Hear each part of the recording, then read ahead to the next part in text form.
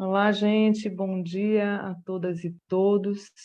É com grande satisfação que damos início ao nosso 8º painel. Hoje nós organizamos uma mesa focada em trazer especialistas que tratam de algumas opções para buscar recurso financeiro para implementar os projetos de clima e meio ambiente. Então, a nossa mesa tem como título Financiamento Climático, Mercado de Carbono e Pagamentos por Serviços Ambientais, o PSA. Teremos na palestra Financiamento Climático com Linda Murasawa, diretora da Fractal Assessoria.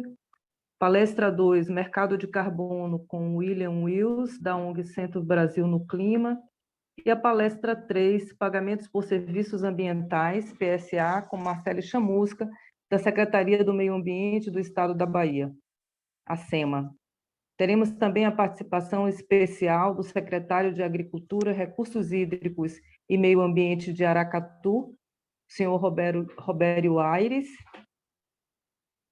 um dos municípios parceiros do projeto Bahia no Clima.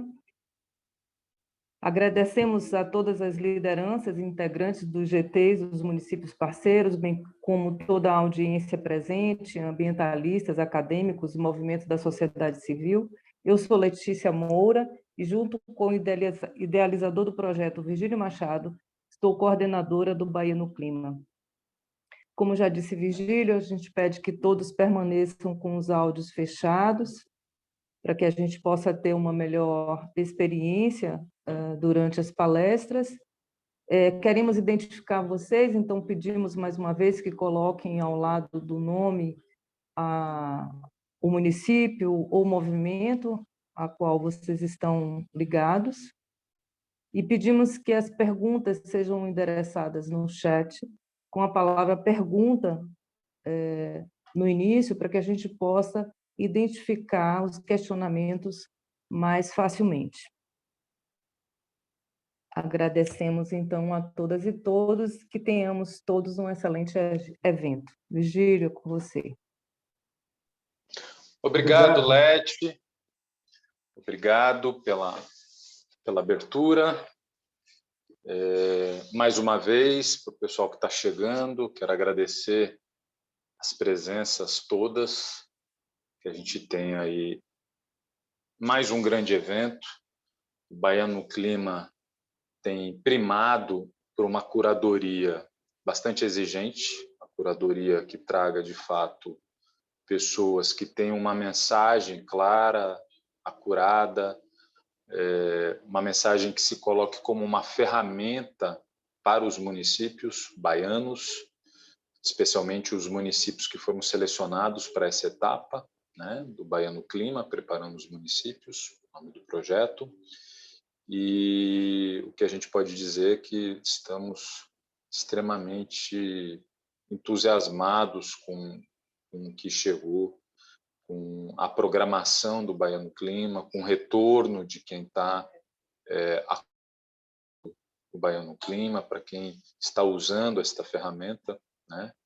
Nossa intenção é que o Bahia no Clima seja uma ferramenta para que a sociedade, as organizações governamentais, de iniciativa privada, os gestores, os tomadores de decisão, as autoridades usem essa ferramenta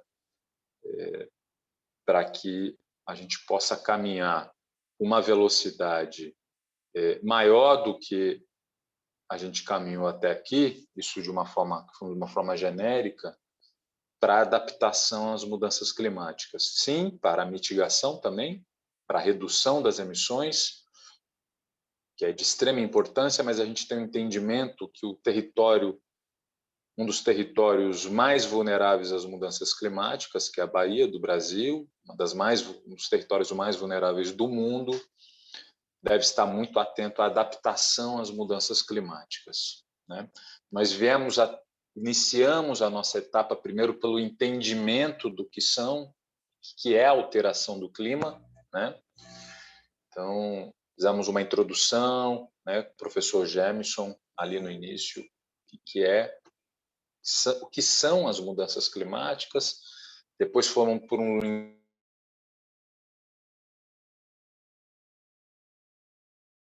recuperamos o conceito de resiliência e depois fomos tratando dos problemas, entendendo o risco climático, os problemas que nos ameaçam em nosso território, especialmente, né? Percebi a presença do Tiago Porto, da SEM. O Tiago também trouxe uma palestra muito importante sobre as emissões no território baiano, qual é a contribuição do ponto de vista negativo do território baiano para as emissões dos gases do efeito estufa. E agora a gente chega na etapa de pensar nas soluções. A gente iniciou no nosso último painel. Quem não pôde estar presente, eu recomendo que reassista no YouTube, que a gente tratou das soluções, né, para as mudanças climáticas, quais são os caminhos para as mudanças climáticas. Então, a gente está nessa etapa agora, né? Quais são as soluções e como é que a gente viabiliza isso. E pensar a viabilidade, a viabilidade ela trata, obviamente, de vários eixos. Um dos eixos é o financiamento, que é o tema de hoje, né? E um outro eixo, que vai ser a mesa do dia 16, a gente vai falar um pouco sobre estratégias de governança. Tá? No meio disso, a gente encaixou uma mesa que estaria antes, mas que, por uma questão de choques de agenda, a gente sanduichou ela, que é uma mesa de agricultura mais resiliente e de baixo carbono, uma mesa também que vai ser sensacional. Já está a presença do Walter Stenbock, do Instituto Chico Mendes, confirmada, e também a presença do Nelson, que é uma autoridade na Bahia em sistemas agroflorestais. Ele tem experiências tanto na Mata Atlântica quanto na Caatinga. A experiência dele na Caatinga já foi reportada pela BBC e tudo mais. Tá? E, como eu disse, no dia 16 de agosto, a gente fecha essa etapa do Bahia no Clima, essa primeira etapa, com a mesa Estratégias de Governança Climática, que já está confirmada a presença da Ana Verken, que é do ICLEI, uma organização extremamente importante, uma organização internacional que trata da questão das mudanças climáticas também. Ela vai trazer um panorama sobre o que os municípios e governos pelo mundo têm feito de mais interessante. Isso é importante para a gente nos inspirar e inspirar municípios parceiros. Olha, tem gente fazendo, tem gente tornando isso possível, a mudança de modelo, a mudança de paradigma, etc. Então, também é uma mesa extremamente importante. Eu quero lembrar aqui quem são os municípios parceiros dessa primeira edição do Bahia no Clima, que é o Aracatu, é um município que hoje, inclusive, vai ter uma participação especial, tá, de Aracatu. Vai passar uma breve saudação para a gente ao final das 3 palestras. Tá? A gente vai apresentar a autoridade no momento. Itaberaba, Iramaia, é outro município, Itabuna, Conde, Barra da Estiva, Camaçari, São Sebastião do Passé, São Francisco do Conde e Ilhéus. Tá? São 10 municípios selecionados, municípios que estão extremamente engajados com essa programação, né? Que estão retornando já para a gente, o quanto que isso tem impactado do ponto de vista positivo em suas gestões, em seus municípios, como isso está sendo efervescente em suas administrações. Isso para a gente é extremamente importante. Quero lembrar também que o Bahia no Clima é um programa apoiado pelo CREA, pela ABS, né, Associação Brasileira de Engenharia Sanitária e Ambiental, o CREA, que é ligado também aos engenheiros, ao Instituto Nacional de Ciência e Tecnologia, estudos inter e transdisciplinares em ecologia e evolução, né, INCTENTRI, instituto extremamente importante, abrigado na UFBA, que envolve mais de 200 cientistas do Brasil e do mundo, e temos o patrocínio da Bahia Gás. Então, vamos então dar início. Eu vou passar a bola de volta à Letícia, para que a gente já inicie o quanto antes as mesas. Eu estou extremamente ansioso pelo dia de hoje. Tenho certeza que vai ser uma mesa extremamente importante para todos nós. Um bom evento. Então, gente, nossos vídeos estão todos no nosso canal do YouTube. Recomendamos que vocês, quem não assistiu, assista. Vale a pena, inclusive, reassistir. É o que nós, inclusive, recomendamos aos municípios parceiros.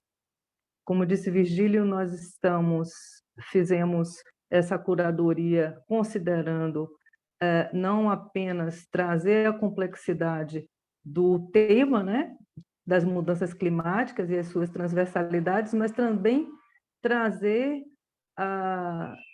sinalizar com soluções possíveis. E é por isso que está aqui Linda Murasawa, para falar sobre financiamento climático, ela que atualmente é diretora da Fractal Assessoria e Desenvolvimento de Negócios, da qual também é cofundadora, acumula experiência de mais de 25 anos com sustentabilidade e finanças, com cargos de lideranças no ABN Real, Santander e Febraban, e nos últimos 4 anos tem trabalhado com assessoria a empresas e projetos sustentáveis. Sua função é assessorar as empresas nas soluções de sustentabilidade, mudanças climáticas e inovação para apoiar na transformação dos negócios alinhado à sustentabilidade e ESG.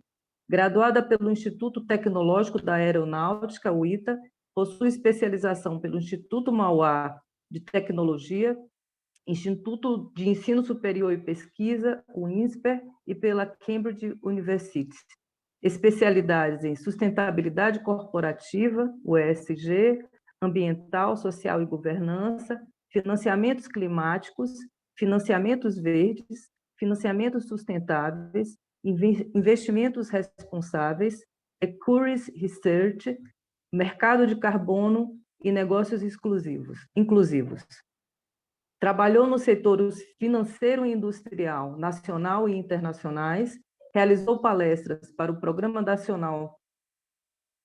das Nações Unidas para o Meio Ambiente, o PNUMA, o Tribunal de Contas da União e várias outras grandes organizações sobre os temas financiamento climático e sustentabilidade corporativa, cujo foco são os aspectos ambiental, social e de governança. Em 2017, recebeu o reconhecimento do World Business Council for Sustainable Development como uma das top 10 mulheres líderes globais de sustentabilidade. Atua como suplente do Fórum Brasileiro de Mudanças Climáticas no Comitê Nacional do Fundo Clima do Ministério do Meio Ambiente, conselheira ESG da empresa DIP ESG e conselheira consultiva do Corredor Ecológico do Vale do Paraíba. Linda, seja muito bem-vinda e agora é com você. Passo a palavra. Bom dia, gente.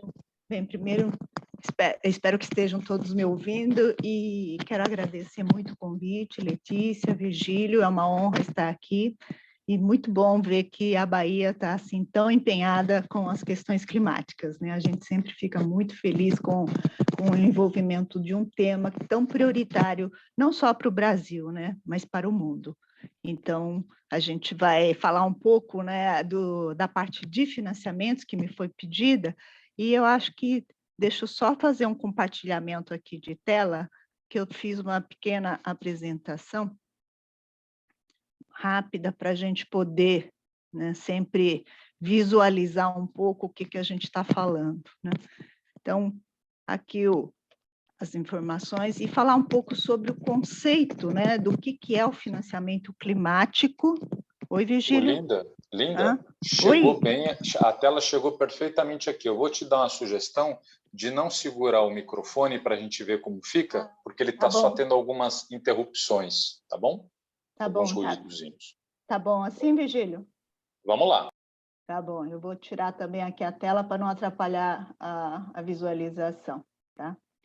Então, falar um pouco sobre o financiamento climático, que é importante as pessoas entenderem de onde surgiu, né, essa questão climática. Veio justamente das várias reuniões que eram realizadas junto à COP para discussão do que seria o movimento climático para mitigação e adaptação do clima no mundo. Então, a definição foi de como fazer o financiamento tanto local vamos chamar aí o país, né, assim, ou município, nacional ou transnacional, através de tanto fontes públicas, e foi feita uma chamada muito grande, né, nas COPs, para que as iniciativas privadas também entrassem no financiamento climático. Logicamente que o objetivo do financiamento sempre vai ser olhar a redução da emissão dos gases do efeito estufa e a redução da vulnerabilidade que a gente tem que ter em relação a como chegar num ecossistema com poucos impactos negativos, né? Porque eu acho que zero a gente não chega, mas assim, pelo menos tendo uma minimização sobre esse aspecto, e também buscando de onde vêm esses recursos, como que vai ser fomentado isso nacionalmente, internacionalmente. Então, tem aí funções tanto de chamados bancos multilaterais, né, como o BID, ou bancos de desenvolvimento, como o BNDES, e vários fundos que foram constituídos a partir dessas negociações. Então, é muito importante as reuniões das COPs, a participação das entidades públicas e privadas, para que sejam feitos esses acordos internacionais.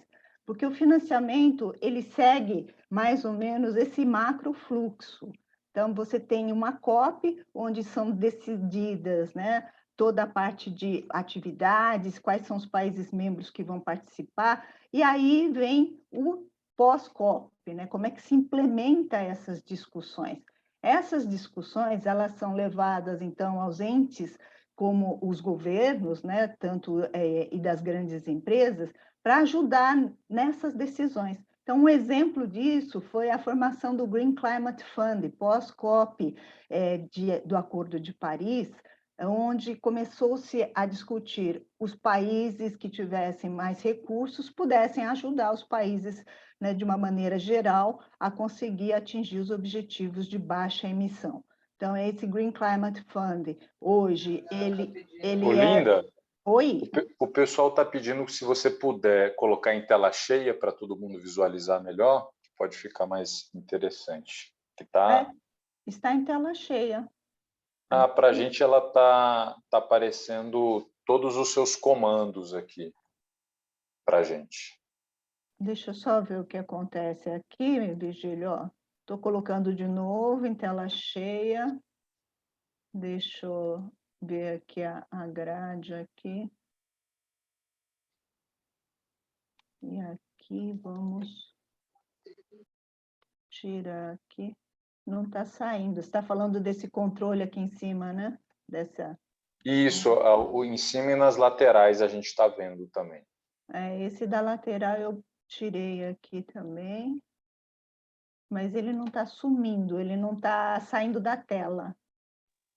Isso. Não, se não tiver jeito, a gente toca como tá, não tem problema. Eu não sei porque não está saindo, mas ele está bem. Quando aparecer aqui no cantinho, eu tento movimentar, pelo menos se tiver atrapalhando aqui. Tá. E também a passagem das telas, a gente tinha visto a capa, e aí depois você mudou para a quarta, a gente só viu a quarta. Então, se você puder iniciar para a primeira, e aí depois a gente vê a segunda tela, que não passou. Isso é normal, essas tecnologias aconteceram em todas as nossas mesas, sempre tem alguma. Daqui vocês estão vendo? Isso, aí agora essa a gente já viu, se puder ir já para a segunda.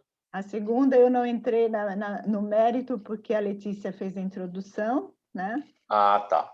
E aí estamos aqui no financiamento climático, que eu estava explicando a definição em si, né? Você já tentou aquele botão lá em cima, onde está salvamento automático, aí tem o gravar, que é o segundo, o terceiro, que é uma telinha com um play? Deixa eu ver aqui qual você Normalmente no PowerPoint é o que eu clico. Lá em cima, Deixa eu só ver. Aonde você está? lá em cima, como eu estou vendo, Ah, aí vai um pouquinho mais para a direita. aqui. Não, para a esquerda, desculpa. Ah, Para a minha esquerda. Não sei se é a minha mesmo. Isso. Agora você está vendo onde que está salvamento automático. Isso. uhum. Pronto, do lado. Esse aí é salvar. Isso, aí. Acho que é aí que deixa em tela cheia. Mas aqui também, eu já estava fazendo isso, apareceu? Ó, em tela cheia para vocês? Não, para mim não. Que estranho, que para mim eu estou trabalhando em tela cheia, Virgílio. Ah, então pronto. Então deve ter sido aí, deve ser alguma Deixa eu fazer o questão. seguinte, dá um stop share aqui, Ah, ótimo. e Às vezes funciona. aí vamos de novo fazer o share. Apareceu? Ah, tá em tela cheia agora aqui para mim. Maravilha. Ah, que estranho. Algum problema aí É. Mas tudo Ajustou aí, pessoal? Deem um sim, por favor. Eu não... Tá ok? Para mim tá ok. Para mim agora tá perfeito.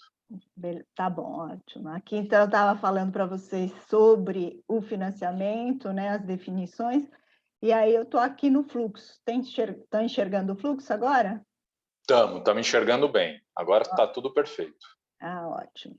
Então, aqui, eu estava conversando com vocês, falando aqui que a partir das COPs, a gente vem, os governos começam a fazer as discussões do que foi discutido a COP e o que tem que ser feito para que isso seja realizado, né?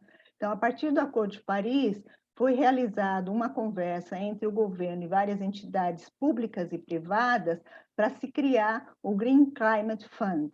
Esse Green Climate Fund hoje, ele é um recurso que a ONU coordena e ele está sediado lá na Coreia, onde os países já colocaram, tanto países quanto toda a parte de governos colocaram, o fundo tem cerca aí de $1 bilhão, que eles estão sendo conduzidos em vários projetos mundo afora.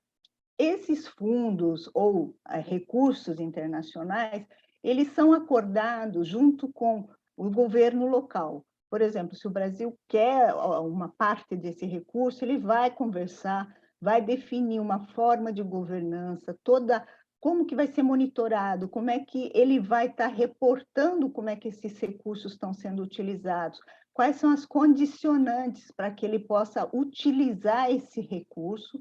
Então, por exemplo, ele vai falar, eu me comprometo a fazer toda uma medição de gás de efeito estufa, meus indicadores vão ser esses, vou colocar auditoria. Então, essa condição de como você vai trabalhar com esses recursos, eles vão ser gerenciados e através de um ente que eles vão oficialmente definir em acordo comum. Então, esse recurso, ele pode dizer, olha, vai ser... Virgílio, está aparecendo uns rabiscos aqui na tela, não sei se está aparecendo para vocês também. Tá, mas isso eu acho que é algum tipo de problema que dá de vez em quando no Zoom. Não sei o que possa ser. Bem, continuando aqui, então, tem aqui exemplos dos recursos, né, que podem ser utilizados e definidos, por exemplo, né, pelo Global Environmental Facility, que foi feito pelo PNUMA, pelo BID, e esses recursos, eles vão sendo cada vez mais chegando até as localidades que estão negociando. Então, no caso, definir como é que esses recursos vão ser feitos. Aqui no Brasil, a gente tem exemplos, né, de vários fundos, entre eles o Fundo Nacional de Mudanças Climáticas, que está lá com o BNDES, e que vão ser levados para tipos de projetos, né? E esses projetos, para cada país, ele tem o fundo é direcionado para aquelas necessidades daquele país, de como que ele vai realmente atingir a sua meta de virar carbono neutro, zero carbono. Então, quando eles vão definir esse tipo de projeto, aqui no Brasil, por exemplo, nós estamos falando aqui que é transformado todas essas informações de COP, de negociações, e o Brasil, com todos os seus levantamentos, por isso que é muito importante você fazer o levantamento das emissões do país, é transformado em documentos ou políticas públicas, né? Então, no caso do Brasil, tem essa diretriz para uma estratégia nacional para a neutralidade climática, que vai atingir tanto as políticas públicas ou alguns setores que são críticos para que a gente possa ter as nossas metas até 2050, 2060, que foram estabelecidas pelo governo. Então, para isso, você tem aí vários planos setoriais que são definidos, como a questão do plano ABC, né, Agricultura de Baixo Carbono, pagamento, o Programa Nacional de Pagamentos por Serviços Ambientais, e assim vai, né? Você tem aí marco do saneamento legal, e assim por diante.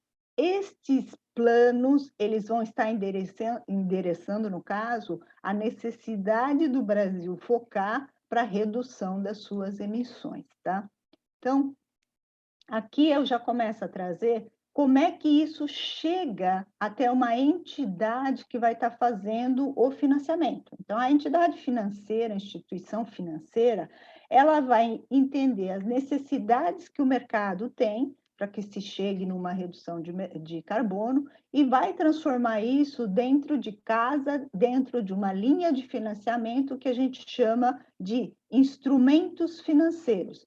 Então, no caso da Desembahia, ela tem, por exemplo, o BNDES Finame Baixo Carbono, que ela traz o conceito de para onde ela vai direcionar esse recurso. Então, nesse caso, a elegibilidade é sempre voltada para aquisição, comercialização de novos equipamentos, e aí ele vai te dar as várias condicionantes, né? Então, olha, o prazo pode ser até 120 meses, com uma carência de até 24 meses, taxas a partir da Selic ou a taxa de longo prazo mais 3,75 ao ano, nessa linha que é para pessoa jurídica, e aí vem os itens financiáveis associados a esse instrumento financeiro.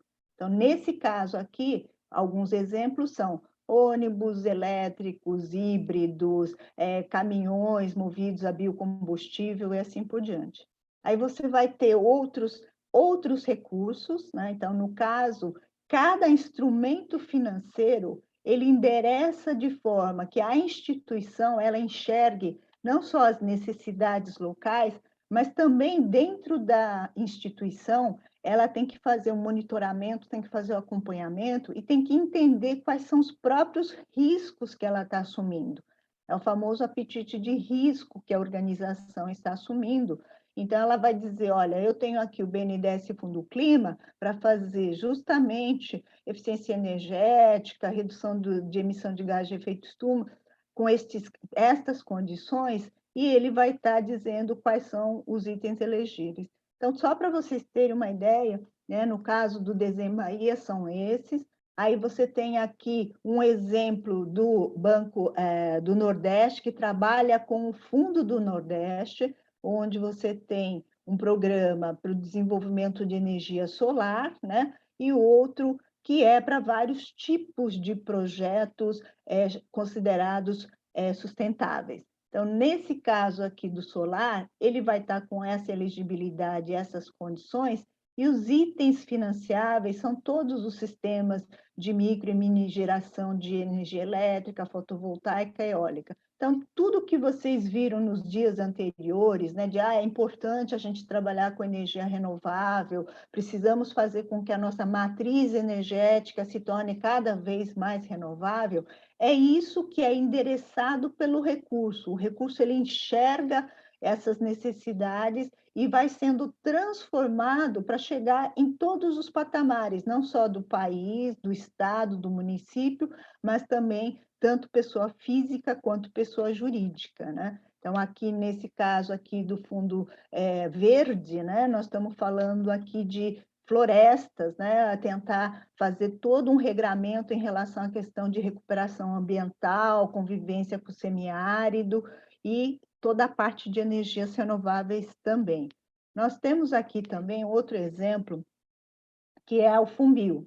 Peguei, logicamente, um exemplo ligado à Bahia, né? O FUNBIO, ele tem o Global Environmental Facility, que ele é o representante, ele é a entidade aqui dentro do Brasil autorizada a fazer o repasse desses recursos sobre a condicionante que foi definida junto ao governo, que era justamente projetos ligados a uma estratégia de conservação, restauração e manejo da biodiversidade da Caatinga, Pampa e Pantanal, e também os biomas ligados à conservação. O Pampa ele está com 2,9% de áreas protegidas e o Pantanal 4,6% e a Caatinga 9%. Tem essas estratégias de conservação que foram definidas para que se utilize esse recurso, e os parceiros que estão aqui listados é que apoiaram toda essa iniciativa para se chegar até o Brasil, né? Então, você tem aqui essa doação que foi feita de 32 milhões de dólares para o GEF, né? E o banco, o BID, né? Que é o Banco Interamericano de Desenvolvimento, ajuda e apoia a estruturar quais são as formas financeiras de se chegar até os projetos. Na Bahia, né, um dos projetos que recebeu esse tipo de recurso foi o chamado aqui Restauração Participativa no Parna da Chapada Diamantina. O projeto atinge 3 zonas de execução, que é a parte da Mata Atlântica Sudoeste, onde atinge Capão do Correia, Caraíbas, Fazenda Ibicoara e Campo Alegre, o assentamento de Itaetê e o assentamento Baixão, Gerais do Parque, né? Então você olha lá tanto Gerais do Morrão e tudo dentro do Parque, né, Nacional, Gerais do Vieira. A cobertura desse projeto é de 75 hectares que estão sendo restaurados num prazo de 30 meses. Com que tipo de projeto? A partir de SAFs, né, os sistemas agroflorestais. E todos esses projetos, eles também estão associados a uma capacitação técnica, porque geralmente esses financiamentos climáticos, por trazerem temas até novos, muitas vezes quem está sendo beneficiado ainda não conhece essas técnicas. Então, os recursos internacionais, eles pedem muitas vezes que seja realizada a capacitação para que esse projeto realmente possa ser executado a contento, né? Então, o FUNBIO, ele faz de tempos em tempos uma chamada para vários tipos de projeto, como se fosse uma licitação, então ele coloca lá uma licitação dizendo, estamos abertos para projetos desse tipo. Então, fiquem de olho lá no FUNBIO, que de tempo em tempo aparece um novo recurso que eles vão colocando esse tipo de disponibilidade. Ainda tem o Banco do Brasil, que trabalha, né, fortemente com a agricultura de baixo carbono, né? O Banco do Brasil é o maior agente repassador de agricultura de baixo carbono no Brasil. Ele tem uma carteira aí muito grande, de mais de 8 bilhões, e ele vai trabalhando também com esse tipo de financiamento. Então, o que ele tenta ajudar? Financiar de forma que se obtenha maior produtividade, com redução de desmatamento, com conservação de água, solo. Então, tem uma série de requisitos para se chegar no conceito, né, de uma redução dos gases de efeito estufa. E também a parte de crédito de energia solar. Gente, aqui eu estou pegando só alguns exemplos, tá? Assim, existem financiamentos tanto do Banco do Brasil e tanto dos outros bancos, Dizem Bahia, quanto o Banco do Nordeste, existem vários outros, né? Como aqui não dá para ficar fazendo palestra de horas e horas, aqui a ideia era mostrar para vocês que existem recursos que estão trabalhando aí muito para se fomentar, tanto pessoa física, quanto pessoa jurídica, quanto a parte de fomento de municípios e estados.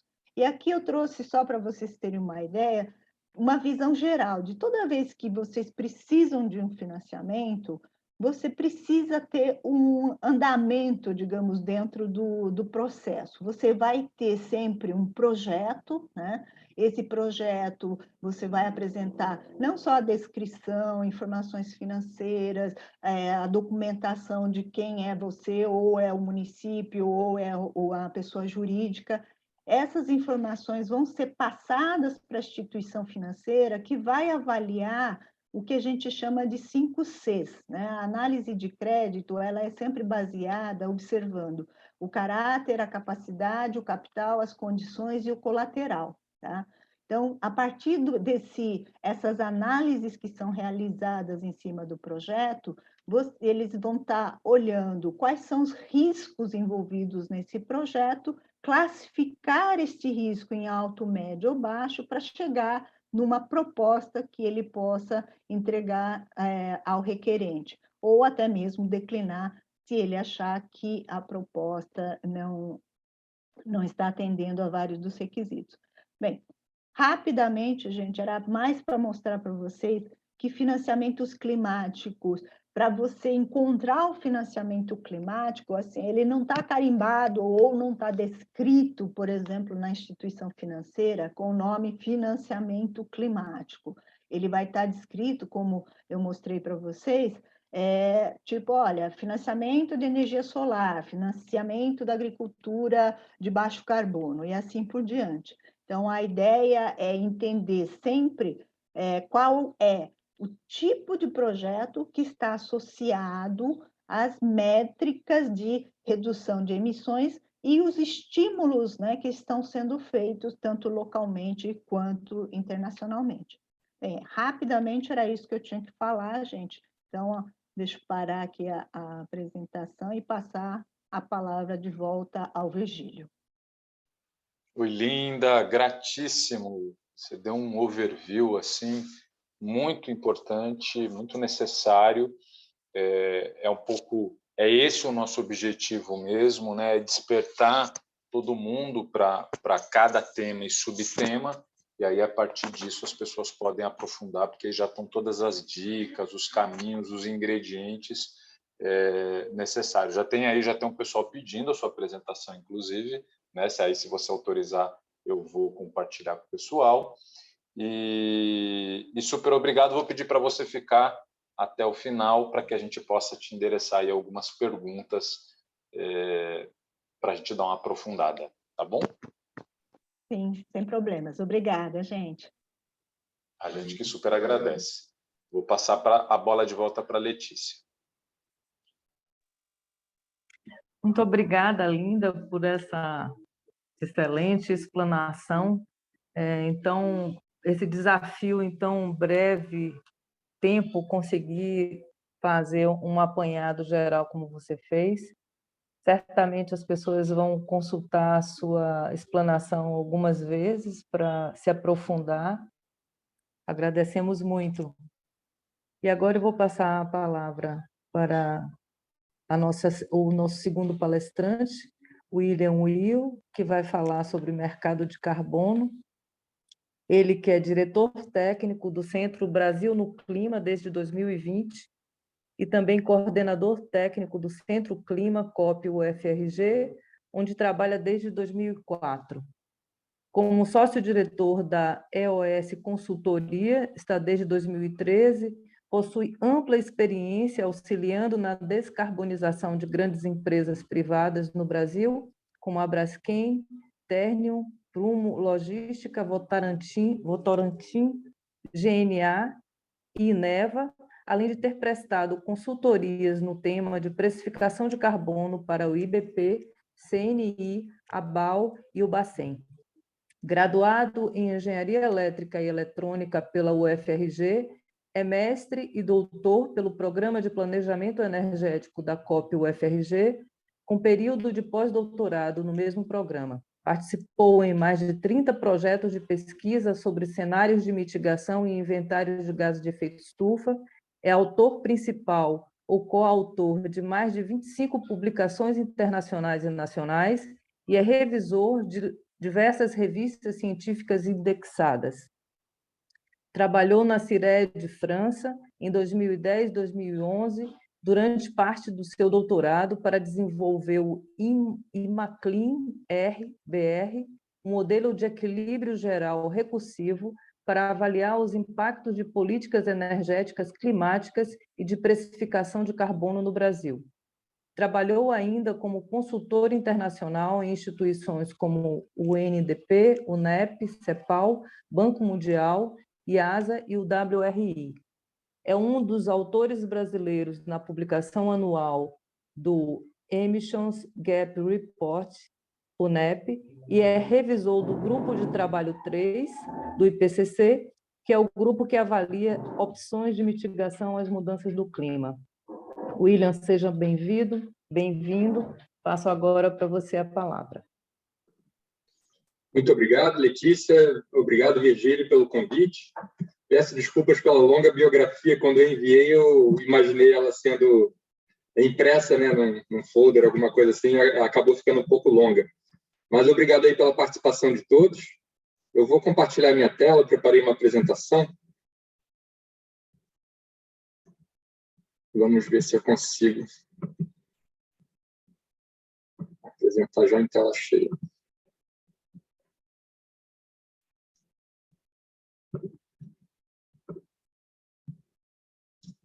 Por favor, me avisem se está funcionando.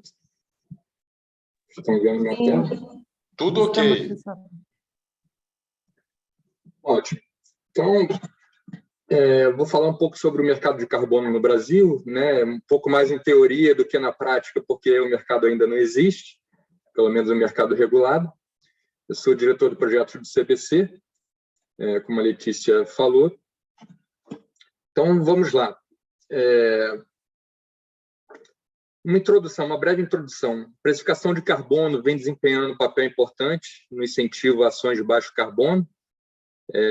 A precificação ajuda a tornar essas opções de mitigação que, num cenário de referência, no mundo atual, poderiam ser vistas como mais caras, mas ajuda a internalizar um pouco, né, os custos e externalidades negativas, de forma a nivelar um pouco as opções de investimento que as empresas têm e até nas decisões pessoais de cada um de nós. Atualmente existem 64 instrumentos de precificação de carbono e 21,5% das emissões globais de gases de efeito estufa estavam cobertas por esses instrumentos em 2021.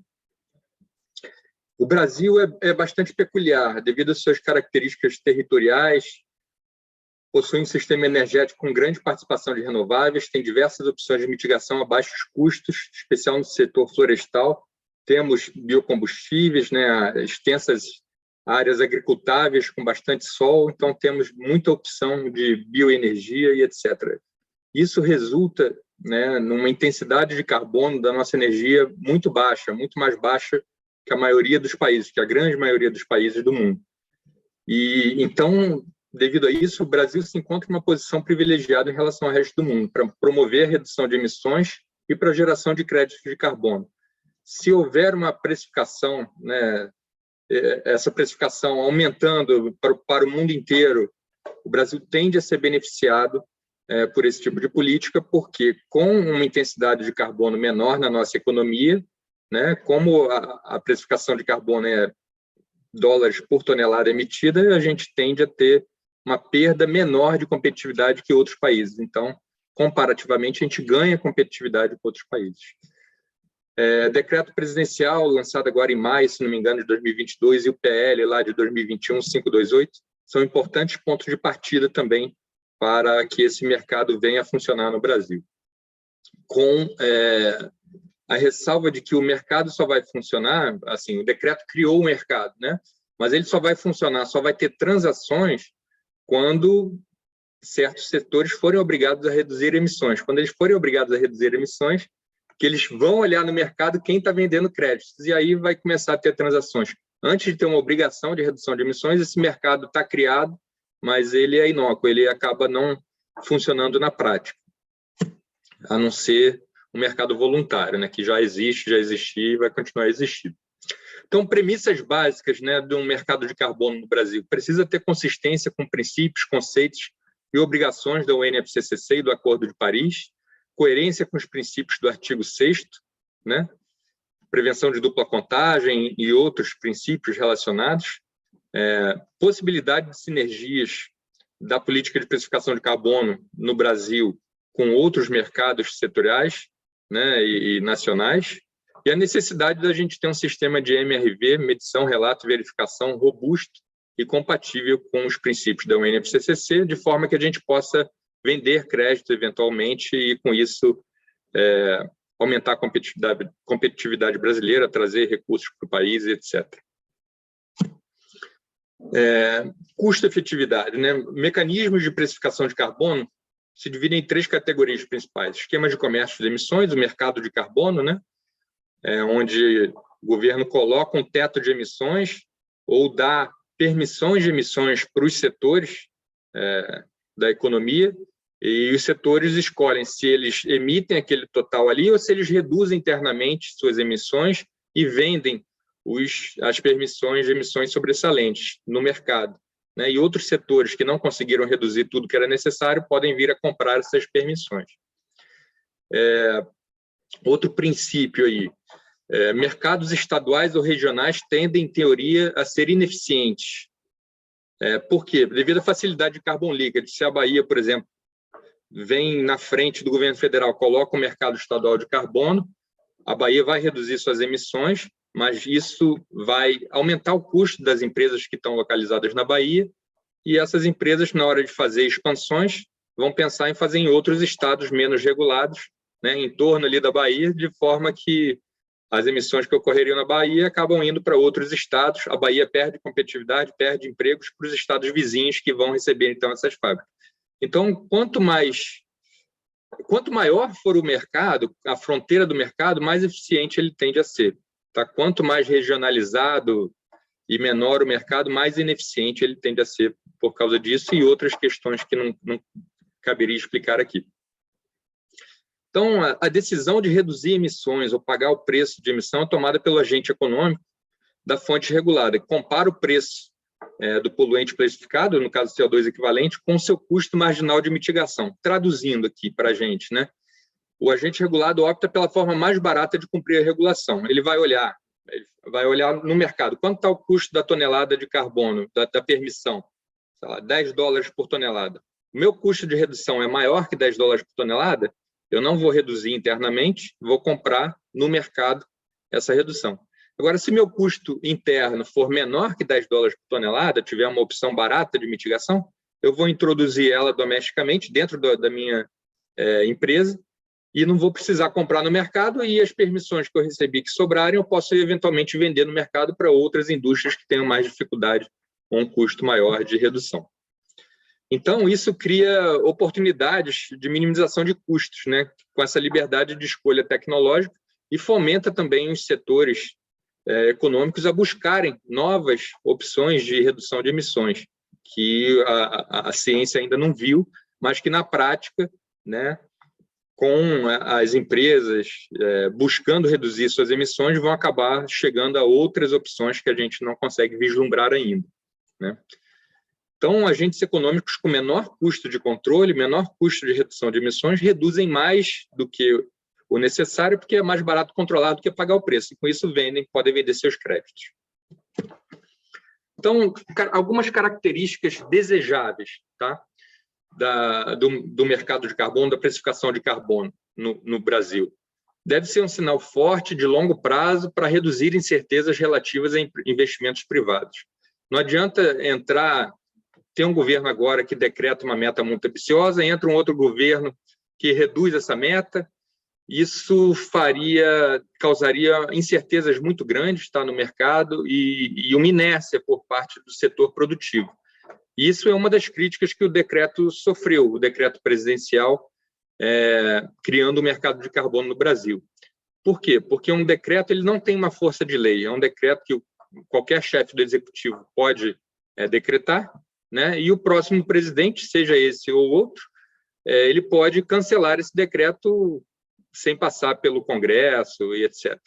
Então, o decreto não traz a segurança jurídica necessária para fomentar investimentos de longo prazo na descarbonização. E esses investimentos de longo prazo é o que o mercado de carbono tende a fomentar, quer fomentar, né? Então, o decreto, o governo falou que o decreto está alinhado com um projeto de lei, pode ser, e esse alinhamento e essa vontade do governo pode acelerar a aprovação do projeto de lei, mas o decreto por si só a gente entende que não é suficiente. É um passo necessário, importante, mas não é suficiente, tá? Então, o preço do carbono deve começar no nível baixo e crescer de forma lenta, mais consistente, de forma que os setores econômicos possam planejar seus investimentos de longo prazo, pensando sempre no longo prazo. Então, assim, o objetivo do mercado de carbono, da precificação de carbono, não é o de você causar perdas econômicas, perdas de produção, etc. O objetivo é que esse preço do carbono internalizado faça com que, na hora do investimento, o setor privado possa olhar para opções que antes eram mais caras, mas que esse preço do carbono ajudou a equalizar e fomentar investimentos de baixo carbono. Os setores que ficam de fora da precificação devem ser limitados. Quanto mais amplo for o mercado de carbono, teoricamente menor o preço de equilíbrio, tá? Quanto mais restrito, teoricamente maior o preço de equilíbrio. E quanto maior o preço de equilíbrio, mais prejudica os setores que são regulados e mais beneficia os setores que não são regulados. Deve proteger os setores expostos da economia. A gente, no PMR, eu fui coordenador executivo da parte de modelagem, componente 2, PMR Brasil. O ajuste de fronteira parece ter os melhores resultados aqui para o Brasil. Ele consegue, milimetricamente, digamos assim, proteger os setores mais expostos de acordo com a intensidade de carbono do produto que é importado e do produto que é fabricado no Brasil. A MRV tem um papel importante aí também. O uso de offsets florestais é importante para reduzir o preço de equilíbrio do mercado, tá? Mas deve ser limitado entre 20% e 30% para não desestimular investimentos de longo prazo dos setores produtivos, né? Você não ter uma limitação para o uso de offsets para alcance das metas pode provocar inércia dos setores produtivos, que nas primeiras décadas não investem em redução de emissões, não investem em tecnologias mais eficientes, mas compram todas, compensa suas emissões através de offsets, e isso poderia causar, no médio prazo, né, que o setor ficasse atrasado tecnologicamente e não conseguisse ser competitivo com outros setores, com os setores no resto do mundo, com esses setores no resto do mundo. Então, a limitação, offsets são importantes, são, no Brasil especialmente, que o custo é bastante baixo, mas o uso deve ser limitado para que investimentos sejam ainda fomentados. Um esquema híbrido de precificação, segundo o PMR, seria o mais indicado. O mercado de carbono para setores industriais, onde as maiores plantas estariam reguladas, as pequenas plantas não estariam reguladas devido ao custo de transação, né? E para o setor de transportes, uma taxa de carbono, um imposto de carbono, provavelmente seria mais facilmente aplicável, poderia incidir diretamente sobre o preço na bomba, essa taxa de carbono, e assim aplicar mais facilmente. E para o setor elétrico, um preço sombra seria desejável. O que é esse preço sombra? Na hora de você expandir o setor elétrico, você calcular qual é a fonte mais barata, você colocaria o preço do carbono, em teoria apenas, de forma a ordenar a fonte das mais baratas para as mais caras, mas na prática você não cobra aquele preço do carbono e assim você não onera a eletricidade. E a mesma coisa na operação, na hora de decidir qual fonte de energia entra, qual momento, que a ONS faz isso diariamente, de hora em hora, minuto a minuto, esse preço sombra também ajudaria a reordenar as fontes disponíveis, mas não incide sobre o preço do carbono não incide sobre o preço da eletricidade.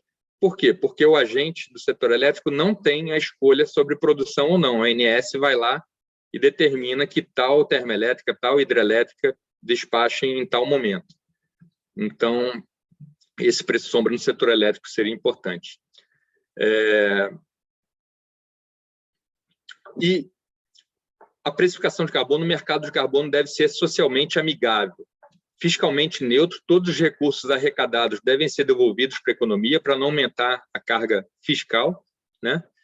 E por quê? No mercado, na taxa de carbono, né, imposto de carbono, o governo recebe esse imposto. Então, fica claro. No mercado de carbono, o governo leiloa as permissões de emissões. E esses recursos recebidos por esse leilão de permissões que devem voltar para a economia. Então, as receitas, o que a gente testa no modelo macroeconômico? As receitas devem ser utilizadas para repor o poder de compra das famílias mais pobres. Então, no PMR, a gente repôs esse poder de compra das famílias em extrema pobreza no ano base. Ou seja, 20% das famílias brasileiras estavam em situação de extrema pobreza e receberam recursos desse mercado de carbono para repor o poder de compra e, assim, estimular aí uma transição mais justa, né? De forma que a qualidade de vida desse extrato, que já é muito prejudicado, não seja ainda mais prejudicado. E o que sobra desses recursos, estimular o mercado de trabalho, reduzindo encargos trabalhistas. E assim você consegue também limitar o efeito recessivo da precificação de carbono através da criação de empregos. Você favorece a criação de empregos, reduzindo o seu custo. Então, níveis de preço. A gente desenvolveu diversos estudos lá na COP, o FRJ, que mostram que um preço de carbono abaixo de $10 por tonelada já seria suficiente para cumprir as metas da NDC até 2030. Né? Então, é um preço relativamente baixo, muito mais baixo que de outros países desenvolvidos. Né? Mas, para atingir a neutralidade de emissões em 2050, que é uma meta indicativa nessa nova NDC brasileira, o preço de carbono deve ser mais elevado, porque para atingir essa meta de neutralidade, uma meta muito mais ambiciosa que a nossa NDC, é preciso que a gente comece a reduzir antes e de forma mais acelerada. Então, a gente tem que passar lá em 2030 com um nível de emissões bem mais baixo que aquela promessa da nossa NDC para 2030. E, com isso, o preço do carbono é mais elevado em 2030. Então, seria basicamente o dobro, né? $20 por tonelada em 2030, aproximadamente $35 por tonelada de CO2 equivalente em 2040 e $50 por tonelada de CO2 equivalente em 2050. Tá? Em simulação que a gente fez ano passado, Iniciativa Clima e Desenvolvimento. Então, entrando aqui nas considerações finais. Em cenários de médio e longo prazo no Brasil, a implementação da precificação de carbono é um passo necessário, mas não suficiente, em que se pesa a importância da magnitude das emissões, importância e magnitude das emissões provenientes do setor de afolu, principalmente o desmatamento. Né? Então, até 2030, por exemplo, as emissões evitadas no nosso cenário de alcance da NDC, provenientes da redução do desmatamento e de outras mídias de afolu, equivaleriam a cerca de 2/3 das reduções de emissões, enquanto que a precificação de carbono contribuiria com apenas 1/3. Ou seja, a precificação é importante, mas não é suficiente, tá, para a gente atingir nossa NDC. A precificação de carbono pode auxiliar nessa transição justa, uma transição mais suave para uma sociedade de baixo carbono no Brasil, utilizando aquelas formas de reciclagem das receitas, né, devolução das receitas do mercado de carbono para a economia. Então, isso é importantíssimo para que a gente tenha, né, uma aceitação dessa política no Brasil. Será importante promover ajustes regulares no sinal de preço de carbono ou ajuste, né, na quantidade de permissões de emissão para garantir o cumprimento de novas metas. A cada 5 anos, o Brasil tem que apresentar novas NDCs cada vez mais ambiciosas, de modo a culminar lá, a chegar em 2050 com a nossa neutralidade, né, o Brasil e o resto do mundo. Nosso entendimento sobre o decreto de mercado de carbono, ele não traz a segurança jurídica necessária, mas o governo, estando alinhado, pode acelerar a aprovação do PL 528 de 2021. E, para finalizar, a regulamentação doméstica de questões relativas ao artigo 6 é de fundamental estratégia para o país. Porque o artigo 6, ele coloca que é possível que o Brasil venda redução de emissões para outros países, que esses utilizem essas reduções, né, para alcançar suas próprias metas, e aí o Brasil teria que fazer o ajuste correspondente, isso em termos de Brasil, mas permite também que o setor privado brasileiro venda redução de emissões, venda créditos de carbono para outros países, e esses utilizem esses créditos para alcançarem suas metas. Então, a gente entende que o artigo 6º, ele possibilita que o mundo como um todo atinja as metas de descarbonização da forma mais barata possível, minimize o custo global. Mas não necessariamente o artigo 6º, como ele é colocado, minimiza o custo para o Brasil. Por quê? Temos países europeus, né, muito avançados em suas políticas climáticas, né, com metas bastante ambiciosas, e se eles comprarem reduções de emissões no Brasil, nesse momento agora, que a gente não tem obrigação de redução, não tem o mercado colocado ainda, esses países podem comprar reduções muito baratas no nosso mercado. E na hora que o Brasil tiver uma regulamentação mais forte, o mercado funcionando, vai sobrar para o Brasil implementar medidas mais caras de redução de emissões. Então, essa regulamentação é importante, é estratégica para o Brasil, tá? Para que o país defina, o governo federal possa definir quais tipos de créditos de carbono podem ser vendidos para o exterior ou não, qual o custo mínimo que pode ser vendido, né? Para a gente garantir que a gente alcança a nossa meta com as medidas de mitigação mais baratas e vende aquelas medidas de mitigação mais caras, e assim garantir melhor desempenho econômico, social e etc. no país. Então, outro ponto importante aqui para finalizar, a aceitação política do instrumento de precificação de carbono é fundamental, né? Por isso a importância da neutralidade fiscal dessa política, né? Convulsões sociais, aquela crise dos coletes amarelos na França e outras crises políticas já registradas, alimentadas pelo aumento do preço de combustíveis fósseis, esse debate que fica, a precificação, né, que a Petrobras dá aos combustíveis fósseis, segue ou não o mercado internacional, com uma precificação de carbono, os preços aumentariam ainda mais dos combustíveis fósseis, né? Então, essas questões confirmam o papel essencial de políticas públicas complementares para garantir o sucesso de qualquer esquema de precificação de carbono no mundo, né? Então, no mundo real, a economia política da agenda de precificação de carbono exigirá que essas receitas de carbono sejam utilizadas para diferentes fins, né? Com o objetivo de reduzir essas tensões, reduzir desigualdades, né? Reduzir encargos trabalhistas, né? Fomentando e aquecendo o mercado de trabalho e compensando os impactos negativos sobre o poder de compra das famílias de baixa renda. E com isso a gente acredita que essa precificação seja mais bem aceita. Senhores, era isso que eu tinha para apresentar hoje. Fico à disposição aí para responder questões, dúvidas. Muito obrigado. Olá, William. A gente que agradece a sua ótima apresentação. Mostra aí que a gente tem ainda muitos desafios nesse tema, né? Eu vou pedir para você aguardar um pouquinho, que tem aí uma série de perguntas para você. Eu vou passar a bola de volta para a Letícia, mas já antecipo aí meu super agradecimento, tanto a você quanto ao CBC, que sempre tem sido muito parceiro dos nossos projetos aqui na Bahia. Muito obrigada, William.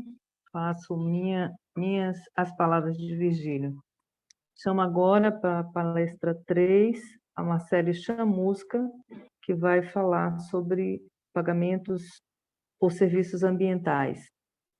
Marcele, que é formada em Direito pela União Metropolitana de Educação e Cultura, UNIME, pós-graduanda em Direito Público e Direito Administrativo, e atua na Secretaria Estadual de Meio Ambiente da Bahia como assessora técnica da Diretoria de Política e Planejamento Ambiental, a DIPA, compondo a equipe do Programa Estadual de Pagamento por Serviços Ambientais. Marcele, seja bem-vinda. Passo agora a palavra para você. Obrigada, Letícia. Queria agradecer a Virgília também pelo convite. Então, como a Letícia falou, eu me chamo Marcele Chamusca, sou formada em Direito, atuo aqui na Secretaria Estadual de Meio Ambiente, na Superintendência de Política de Planejamento Ambiental, dentro da Diretoria de Política e Planejamento Ambiental. Deixa eu compartilhar aqui minha tela.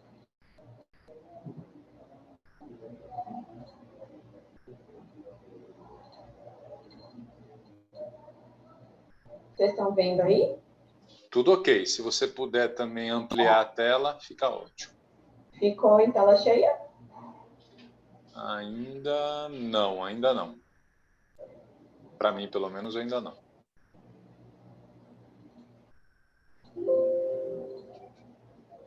Deixa eu fechar e colocar aqui.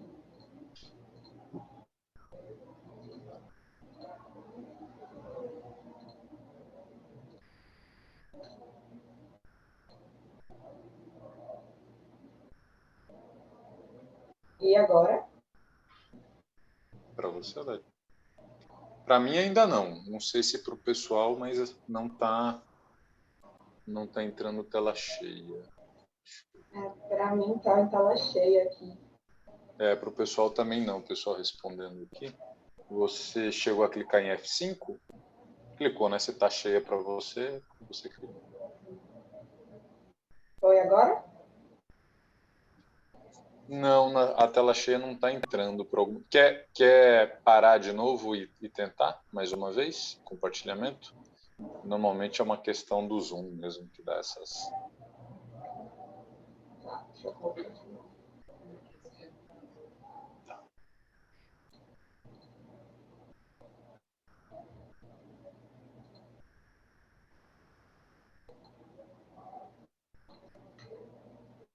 Foi não, né?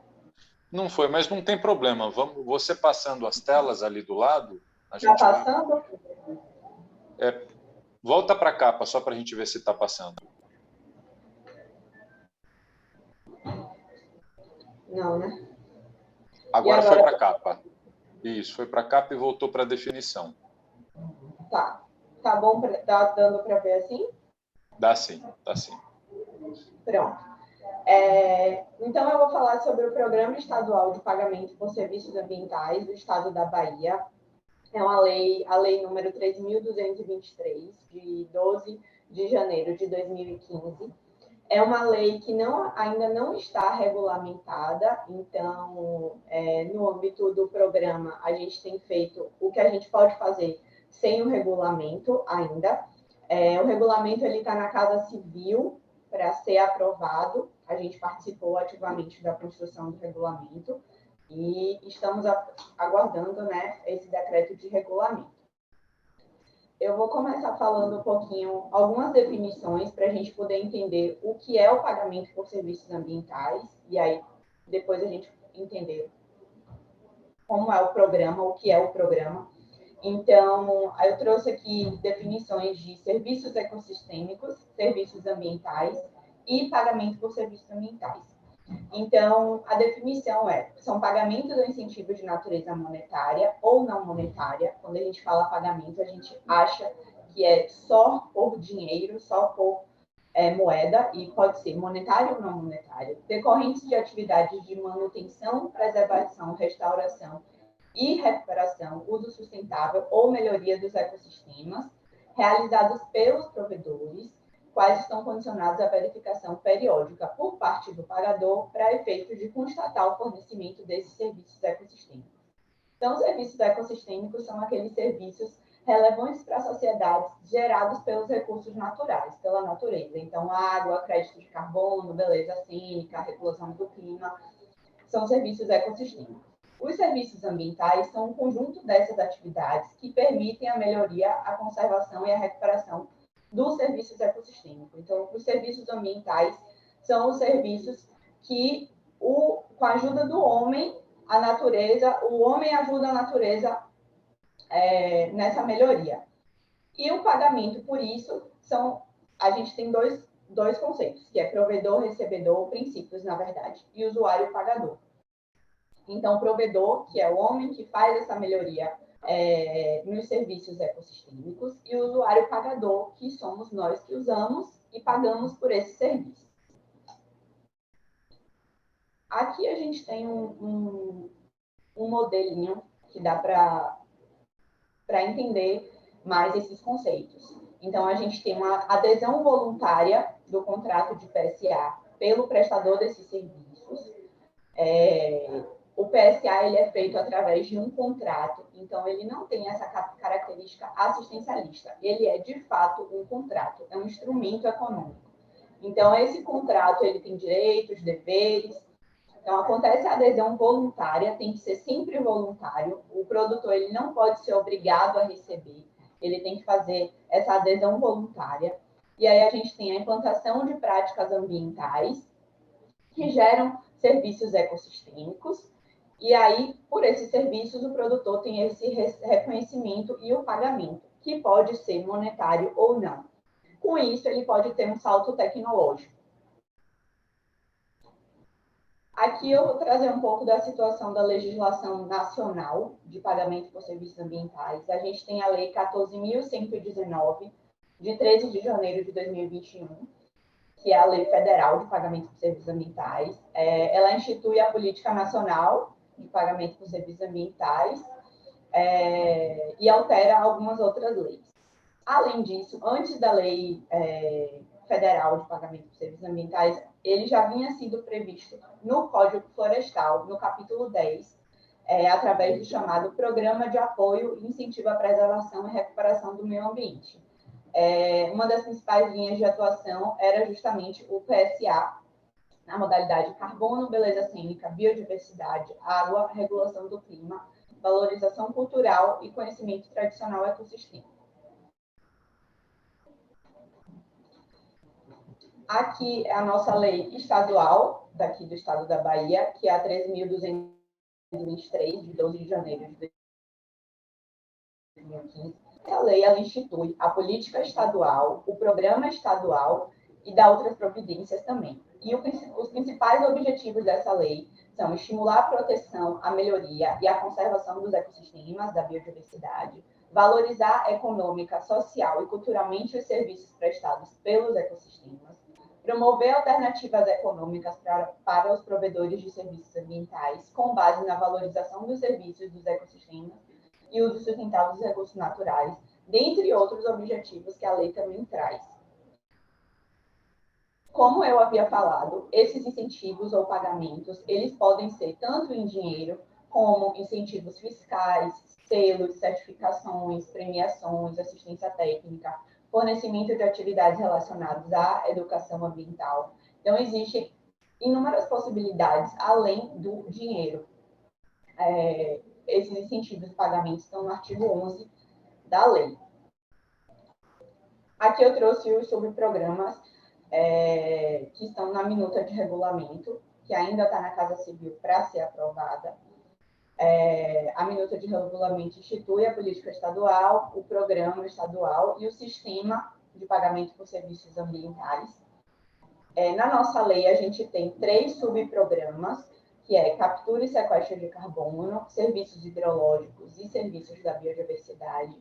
E, além disso, a minuta de regulamento traz mais 3, que são gestão integrada de resíduos, subprograma de prevenção e combate a incêndio e catástrofes ambientais, e o subprograma de serviços de beleza cênica e socioculturais. Como eu falei também, o PSA ele é feito através de um contrato. Então, ele não tem essa natureza assistencialista. Ele é um contrato, e dentro desse contrato ele tem direitos e obrigações, critérios de fiscalização e monitoramento, traz a identificação e qualificação das partes. Então, quem é o pagador, quem é o provedor dos serviços que vai receber pelo pagamento, a área em que vai ser prestado o serviço. O contrato ele é feito com a propriedade. Então, se essa propriedade vier a ser vendida, o contrato ele continua, porque ele é feito com a propriedade. Então, vai passar de um produtor para o outro. E aí tem responsabilidade de execução, forma de pagamento, os prazos, em quanto tempo vai ser feito aquele contrato, a manutenção, a regularidade ambiental e fiscal do imóvel também é muito importante. As penalidades, caso não cumpra o contrato, quais são as penalidades administrativas, extinção do contrato, entre outras formalizações que vêm no instrumento. Aqui eu trouxe o exemplo de Ibirapitanga, que é pioneira aqui no estado da Bahia. Esse foi um edital da Prefeitura Municipal de Ibirapitanga. Ibirapitanga, eles fizeram essa construção de fossa séptica econômica, e aqui é uma foto do agricultor recebendo o cheque de PSA. O Programa Municipal de Pagamento por Serviços Ambientais tem o Projeto Produtor de Água para Atingir, que é executado pela Prefeitura Municipal. O projeto ele tem como objetivo melhorar a qualidade e disponibilidade de água no manancial de captação e abastecimento humano da subbacia do Rio Oricó, nos municípios, no limite dos municípios, e estimula a conservação de áreas naturais e sua biodiversidade, boas práticas agropecuárias, conservação do solo, água e incrementa também a renda dos proprietários rurais, por meio desse mecanismo de PSA, e teve a duração num período de 3 anos.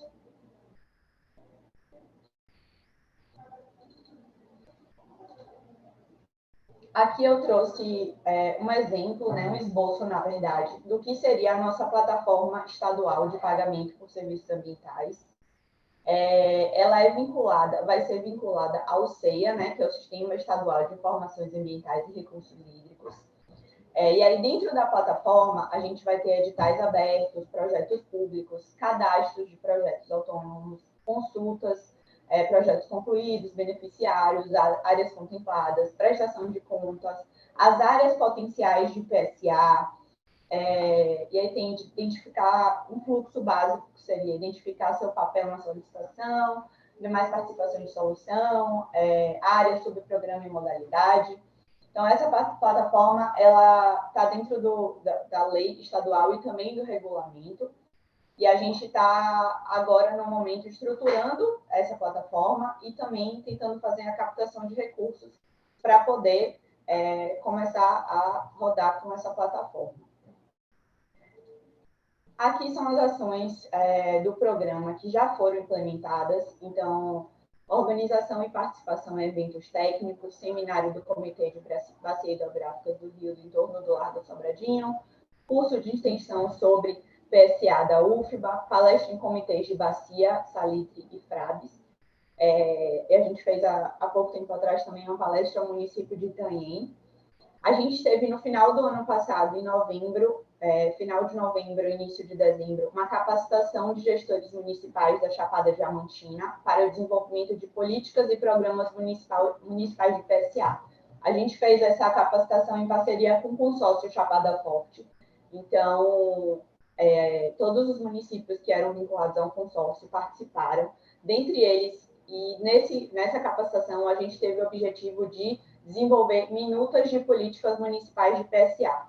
Então, 16 municípios saíram da capacitação com suas leis municipais de PSA, prontas para serem submetidas à Câmara e aprovação. E delas, 2 já foram publicadas. Então, Itaberaba e Iaçu já têm leis municipais de PSA. E a gente fez também agora, em maio, uma capacitação para aceleração dos programas municipais de pagamento por serviços ambientais no estado da Bahia, dos municípios que já têm a lei de PSA. Então, essa capacitação aconteceu lá em Birapitanga, na sede da OCT. E aí a gente fez para os municípios que já tinham, a maioria deles do Baixo Sul, mas tiveram municípios como Alagoinhas, Jussari, Vitória da Conquista, que tem lei municipal de PSA, que participaram também.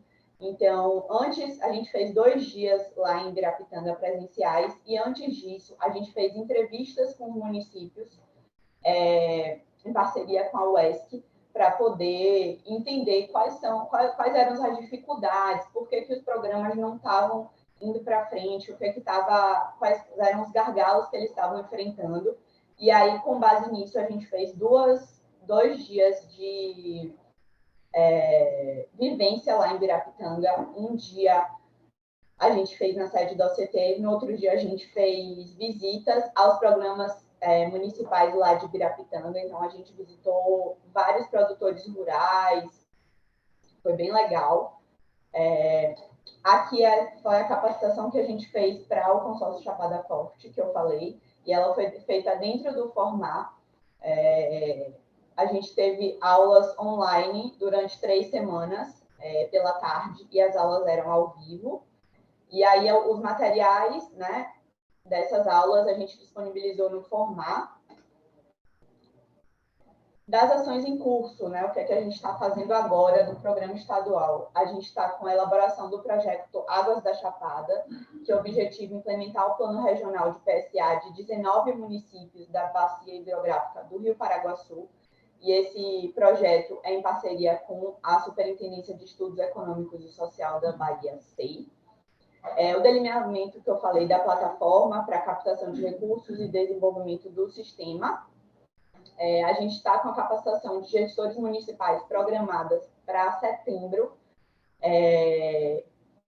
São os gestores municipais da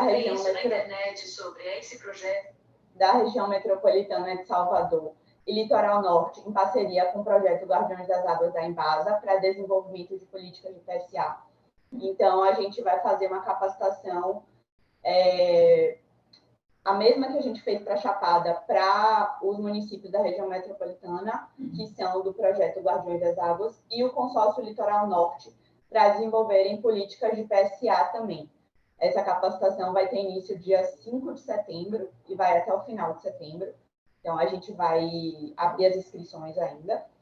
E a implementação dos pagamentos por serviços ambientais para os produtores rurais, proprietários rurais do projeto Guardiões das Águas, que é também com a Embasa. E aí, com esse projeto, a gente fez visitas técnicas, e aí teve o diagnóstico ambiental, que são os municípios de São Sebastião, Mata de São João, Dias d'Ávila, Camaçari, Simões Filhos, Candeias, São Francisco do Conde. Dessas visitas e desses municípios, 64 produtores foram visitados, 96 mil hectares em restauração, 29 produtores aceitaram a proposta de PSA. Então, a gente fez essas visitas, a OCT é quem está executando esse projeto Guardiões das Águas, agora nessa parte de PSA. Então, a gente fez visitas, mobilização com eles, e 29 produtores aceitaram a proposta de PSA, 52 mil hectares em restauração.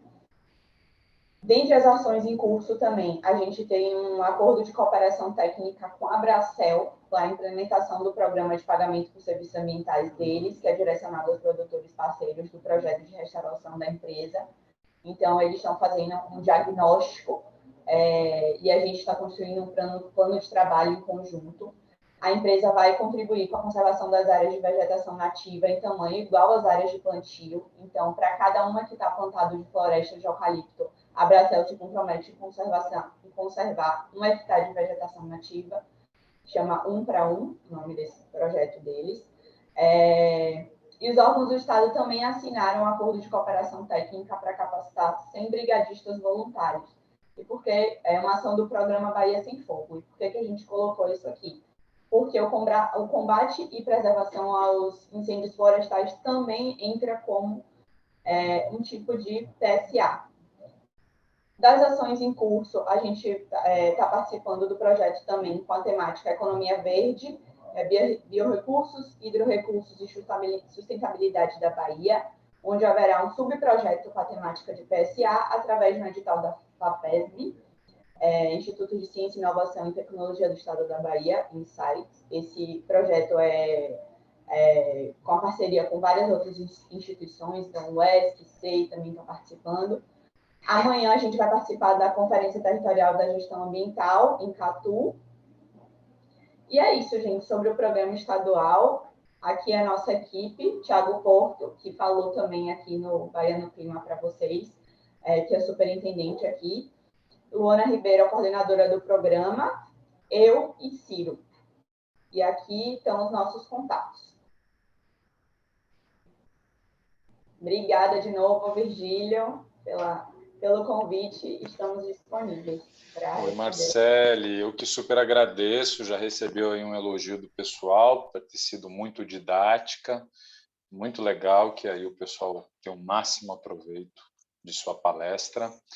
Eu vou, antes de entrar em maiores comentários, Leti, posso já trazer nossa participação especial? E aí, na sequência, a gente entra com as perguntas. Como é que você prefere? Sim, acho que é interessante trazê-lo. Depois a gente entra com as perguntas. Joia, maravilha.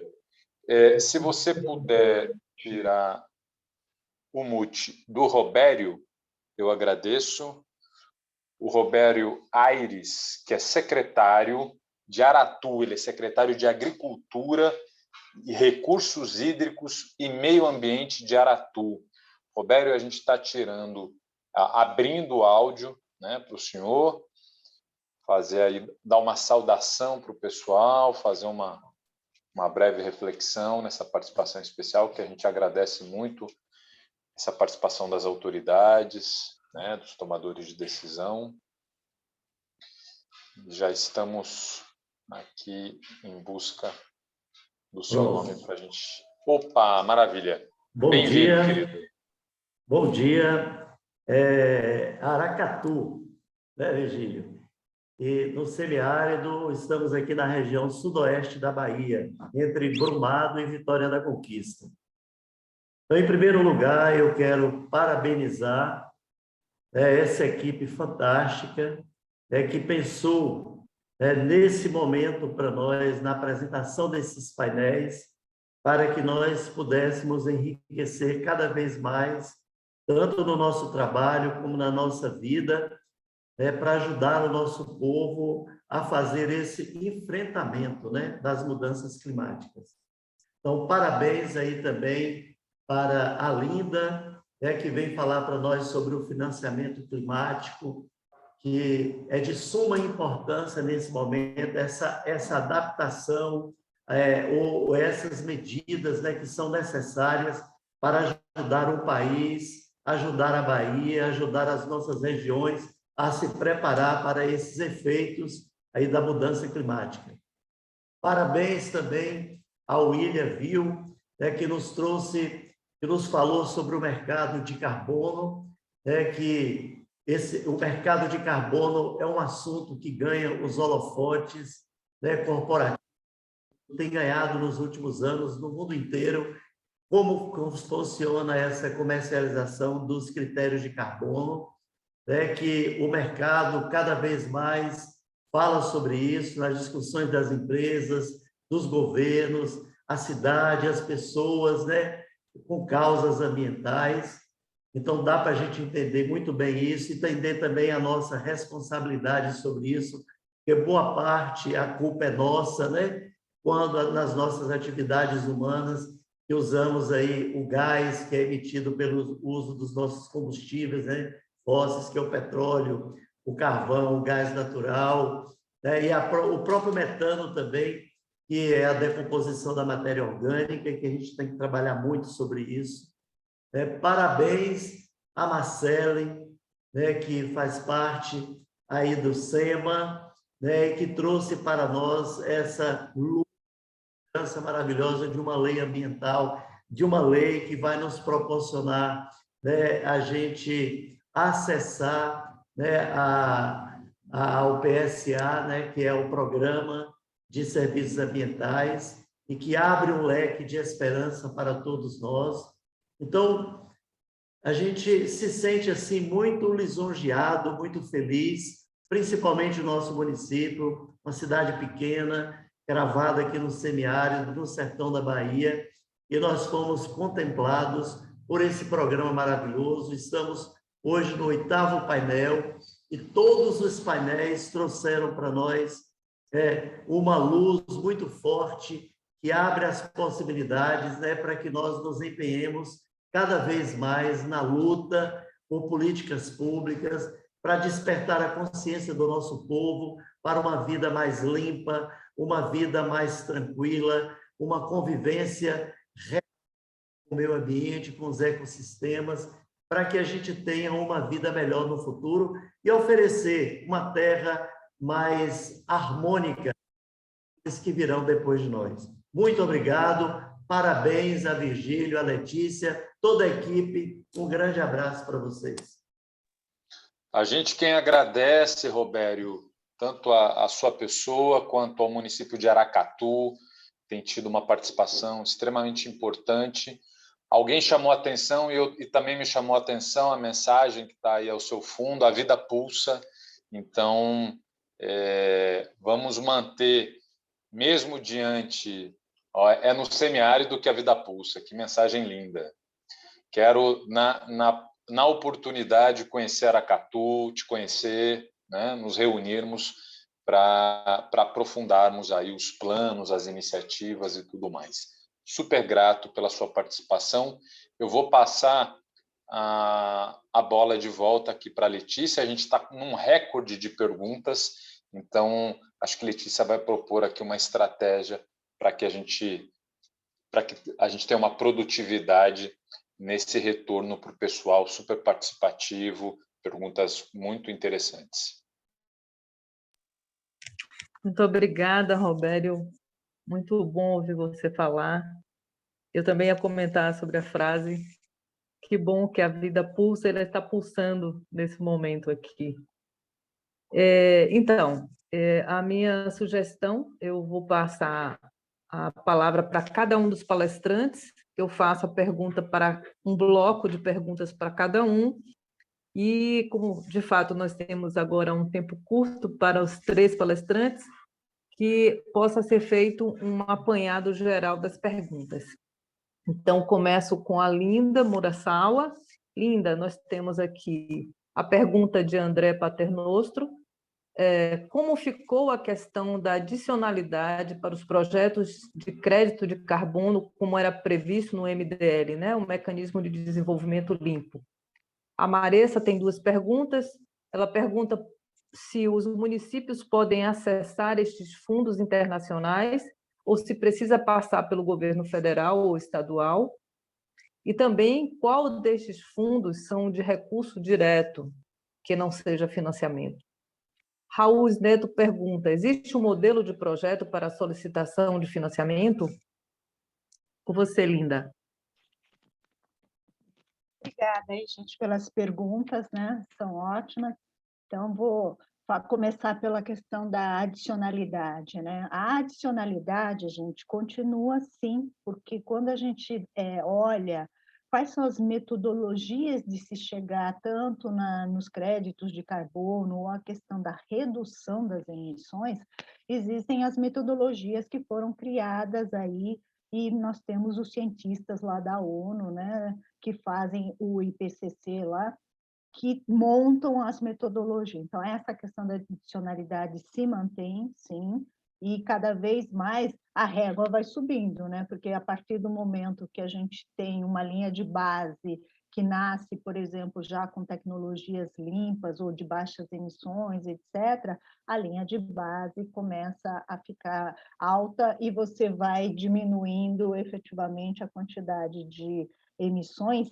E também a questão do crédito de carbono, porque a gente sempre lembrando que crédito de carbono é a cereja do bolo, né? A grande meta do nosso planeta é chegar numa redução efetiva das suas emissões, né? Lógico que numa transição a gente precisa fazer as nossas compensações e trabalhando num modelo de chamados offsets, né? Que são as compensações para que a gente possa avançar. Em relação à questão dos recursos, né, do acesso ao recurso internacional, você tem vários recursos e depende muito de quem é o dono deste recurso. Tem algumas entidades que só negociam com o governo federal, e o governo federal é que faz, a partir disso, uma política pública que vai descendo para os subnacionais. Tem outros que vão diretamente aos estados e municípios. Então, por exemplo, fazer um financiamento de saneamento básico no município. O município ele pode buscar um recurso internacional, como o Banco, né, Interamericano de Desenvolvimento, ou até mesmo entidades internacionais e tudo mais. Então, depende muito da elegibilidade que o dono do recurso deu. Lembrando lá na minha palestra que tinha elegibilidade e os critérios, né? Então, sempre assim, a elegibilidade é que a gente precisa entender, e quem define elegibilidade é o dono do dinheiro, podemos dizer assim. E o outro que eu anotei aqui foi em relação a recursos diretos, que não sejam financiamentos. Assim, eu entendo que a pergunta aí... Alô? A questão dos recursos diretos, né? Assim, você tem várias modalidades de utilização dos recursos. Aqui a gente falou mais sobre os financiamentos, mas existem desde doações, tem o que a gente chama de capital semente, tem aqueles que são para pesquisa e desenvolvimento. Então, depende, novamente, do que o dono do recurso está estabelecendo e qual a finalidade. Ele, entendendo a necessidade, ele trabalha muito com esse tipo de recursos nacionais e internacionais.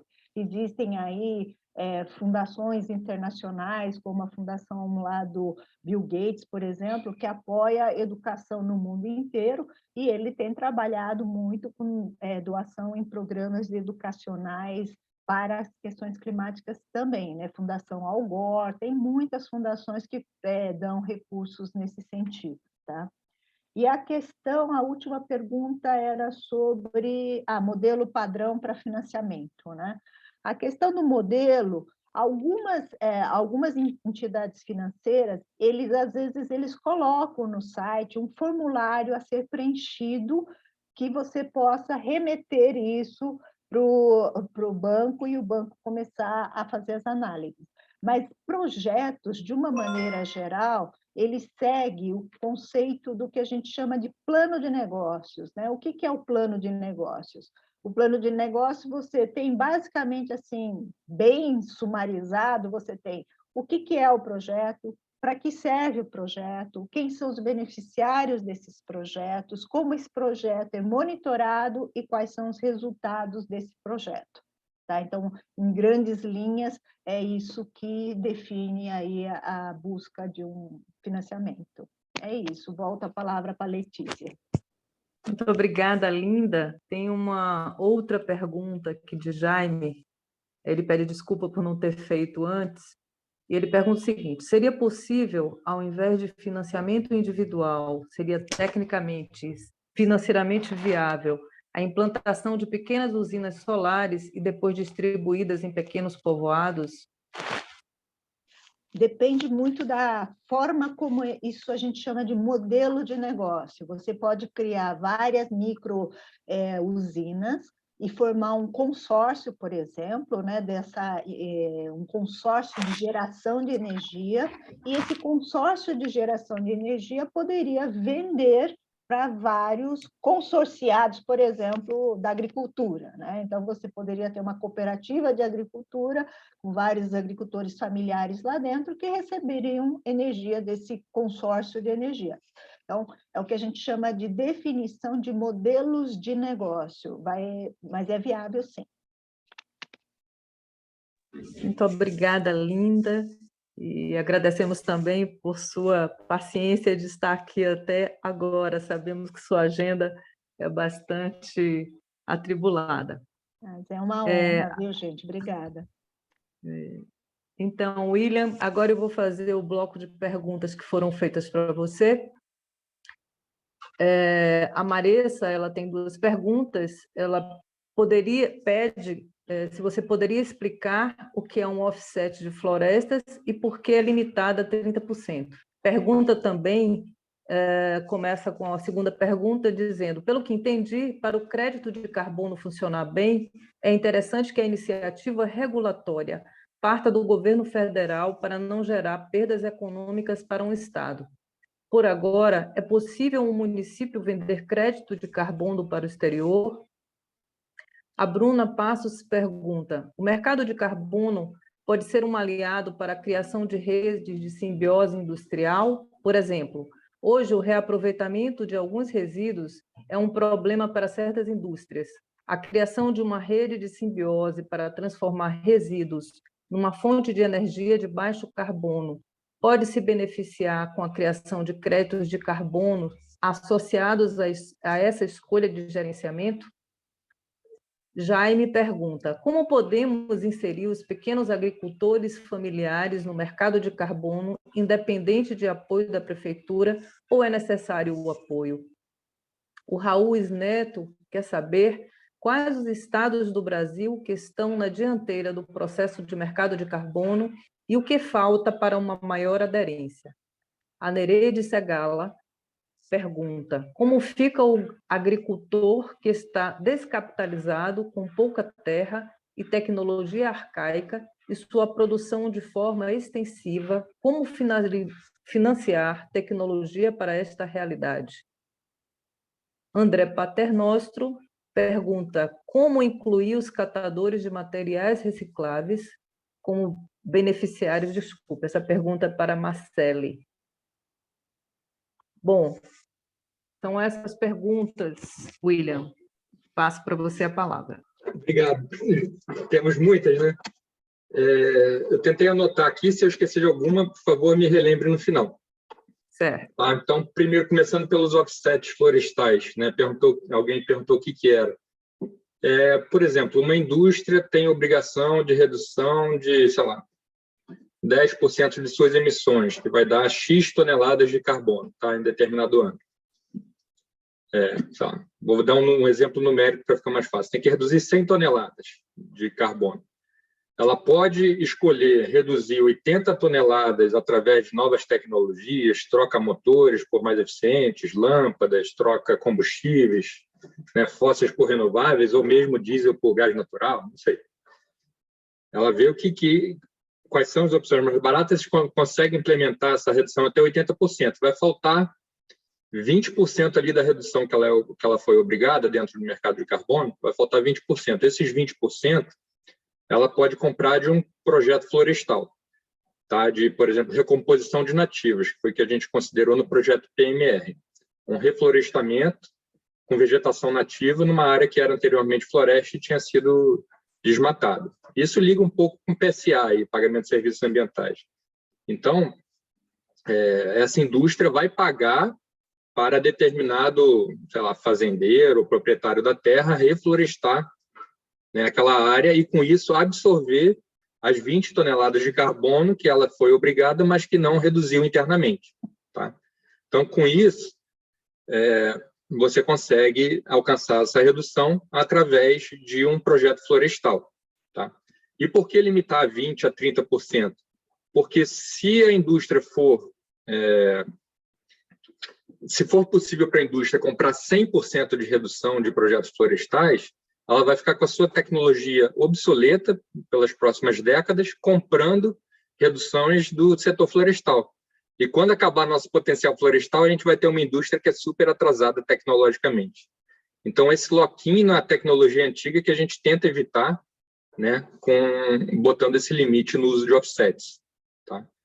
O Brasil é um país que tem potencial florestal enorme, e assim pode ser que o percentual permitido aqui, eventualmente, pode ser maior que em outros países. No resto do mundo é em torno de 20%. Aqui pode ser 30%, 40%, eventualmente até mais no começo do mercado, para deixar mais flexível, né? Mas no médio e longo prazo isso tem que ir convergindo para um limite mais próximo do que outros países em desenvolvidos fazem, 20% de possibilidade.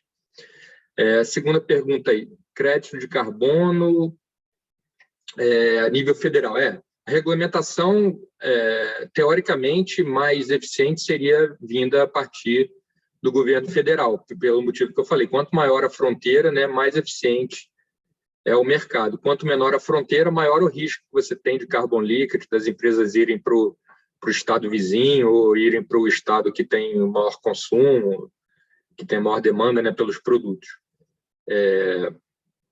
Venda de créditos por governos municipais para o exterior. É possível vender hoje no mercado voluntário, né? Se o município desenvolver projetos aí que gerem créditos de carbono, ele pode vender no mercado voluntário, sim. Mas ainda não, o artigo 6 não está totalmente regulamentado, não teria juiz correspondente ainda, etc. Mercado de carbono, simbiose industrial. Concordo plenamente, a simbiose industrial é bastante importante, um setor que tem um forte exemplo é o setor de cimento, por exemplo, né, que o setor de cimento ele tem uma fase lá que a produção do clinker consome muita energia e tem emissões de processos industriais também. Só que esse clinker pode ser substituído em até uma certa percentual por escória de alto forno, por exemplo, de termoelétricas, de siderúrgicas, né? E restos de carvão também, da queima de carvão. Então, esse clinker pode ser substituído, com isso você reduz o consumo de energia, reduz emissões e reduz também essas emissões do processo industrial. Então, se essa indústria de cimento estiver próxima a uma siderúrgica e eles fizerem um determinado acordo para utilizar Aqui, o que é o rejeito de uma indústria ajuda a descarbonizar outra, né? Então, isso ajuda a resolver o problema das duas, e eles podem ter um determinado acordo lá de como que os créditos, ou como que a redução é utilizada.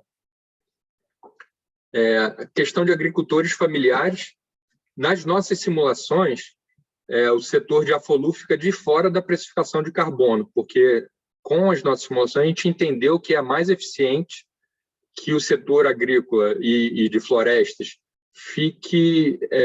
sejam colocadas políticas de comando e controle e de financiamento, né? Como a Linda exemplificou aí o plano ABC e etc., e o plano Safra, né? O plano Safra migrando para o plano ABC seria o ideal e ter todo o financiamento agrícola no Brasil de baixo carbono.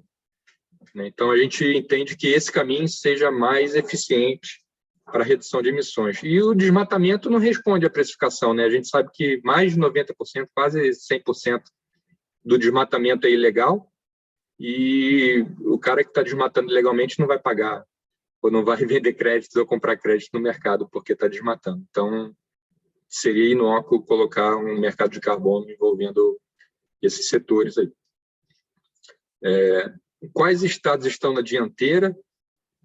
Que eu tenha conhecimento, São Paulo, né, e Rio de Janeiro. Rio de Janeiro tentou implementar lá atrás, na época da Rio+20, em 2012, tentou lançar um mercado de carbono estadual, etc., mas acabou sendo rejeitado pela indústria fluminense, Firjan, parece, etc., então acabou não andando.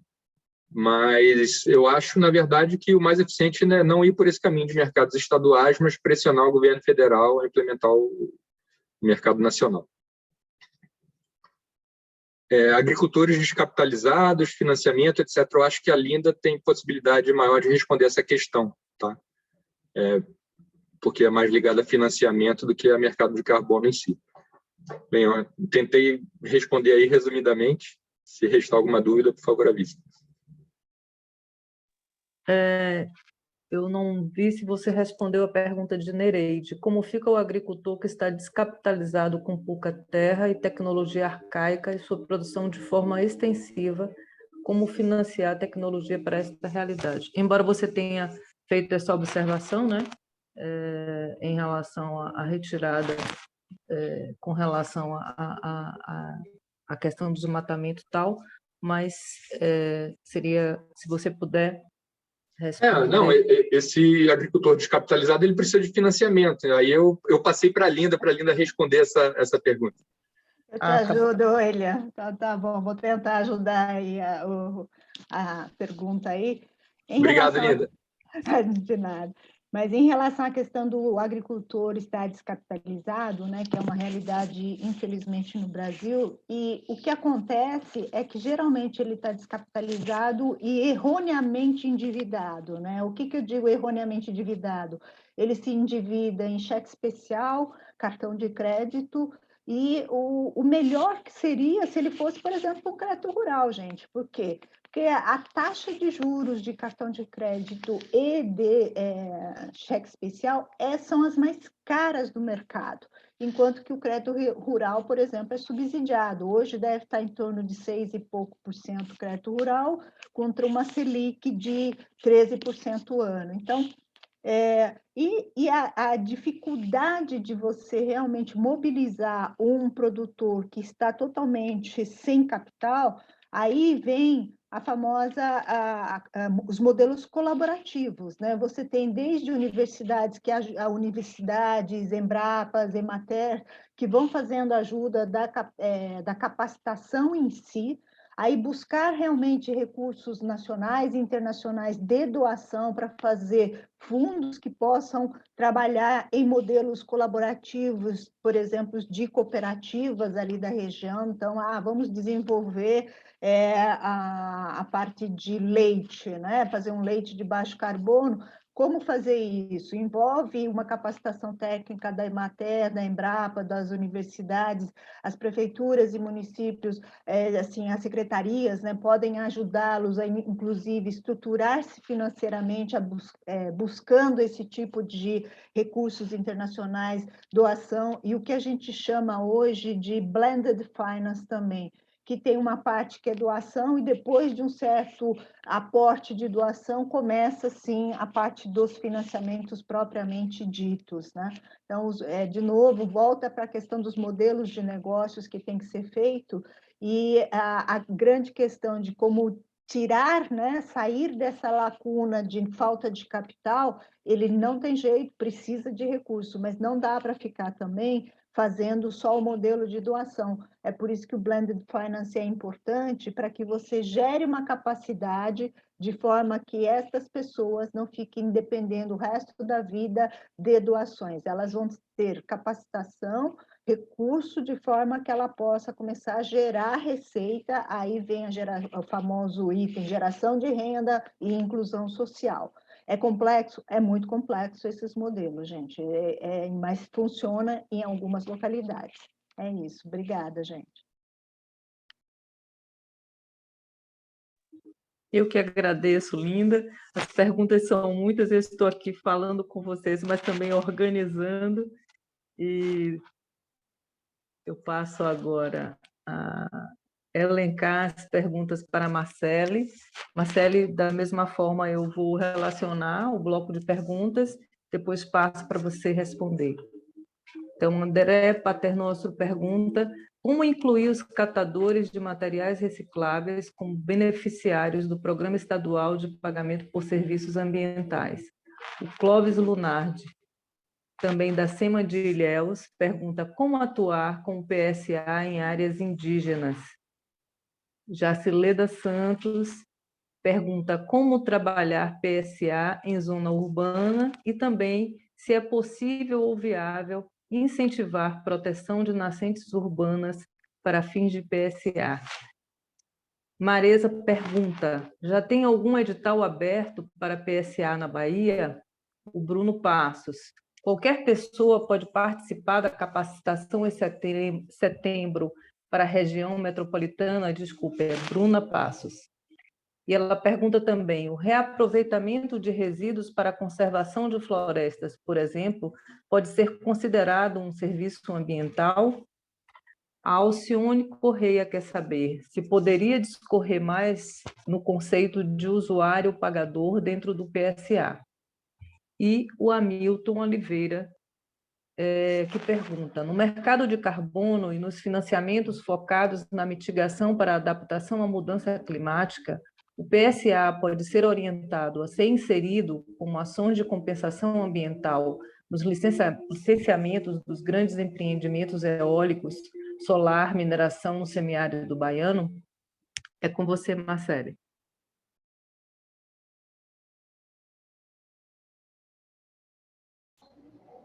Vamos lá. Eu vou lendo aqui também para ir respondendo. Como incluir os catadores de materiais recicláveis como os beneficiários do programa? Eles já estão incluídos pela lei estadual, os catadores de materiais recicláveis.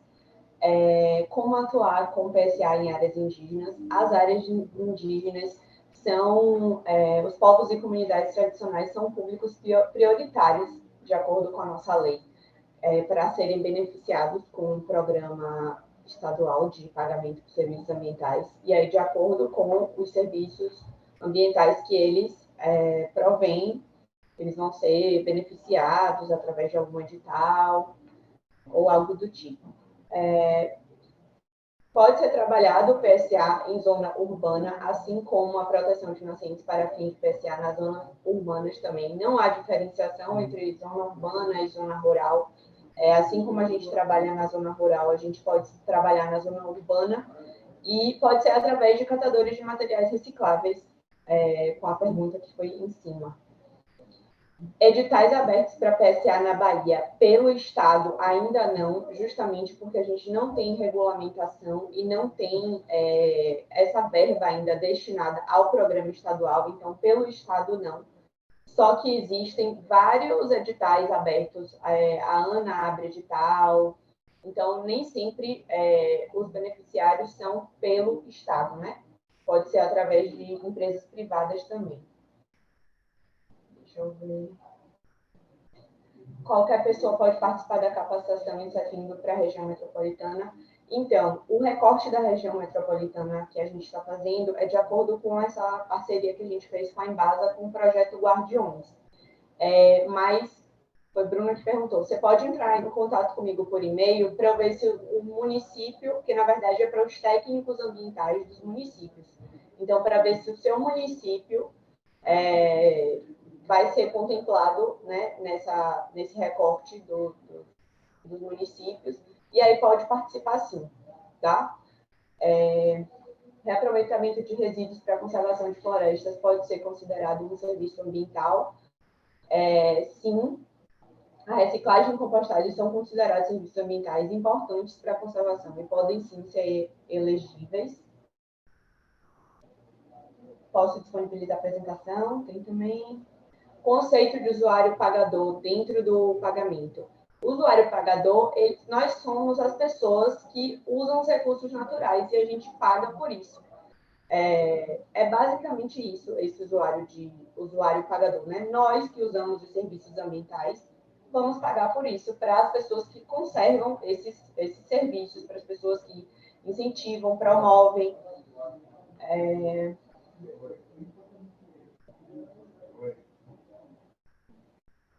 Acho que foi isso, né? Tem uma última pergunta. Hamilton Oliveira, ele pergunta, no mercado de carbono e nos financiamentos focados na mitigação para a adaptação à mudança climática, o PSA pode ser orientado a ser inserido como ações de compensação ambiental nos licenciamentos dos grandes empreendimentos eólico, solar, mineração no semiárido baiano? Então, a compensação ambiental ela tem regulamentação própria. Então, com o uso prioritário dos recursos para regularização fundiária e elaboração de planos de manejo, caso esses pontos prioritários já tenham sido cumpridos, é possível, sim, a gente incluir PSA como estratégia de conservação nessa região.